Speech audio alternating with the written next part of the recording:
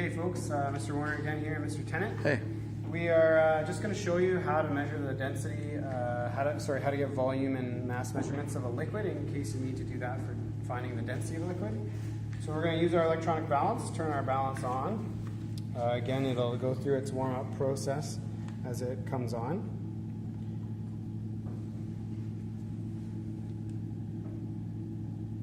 While you're waiting, just make sure you've got a nice, clean, dry graduated cylinder. So we're going to take our graduated cylinder and we're going to put it onto the balance.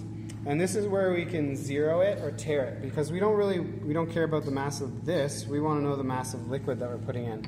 So we can hit the zero button. On some balances they call it a tear button, and that will zero it. So now we're starting fresh. And we're going to measure a specific volume. So just for this demonstration, I'll show you, I'm going to measure 10 mils, or as close to it as possible, of water.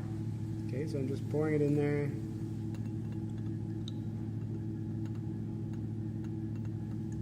Okay, and if it overshoots, you can pick it up a little bit and you can pour out a little bit. We don't need to have it exactly on 10, because as long as it's in the area where we can read a measurement, we should be good. Okay. So when I read the volume, I read from the bottom meniscus, so I can see 9, the marking for 9, I can see 9.5, and it's right on that mark, so I'm going to say that's 9.50 milliliters. So that's my volume, and then I have the mass of water. Because we zeroed it, I now have my mass. It's 9.49 grams. So I've got my mass and my volume all at one time. Okay?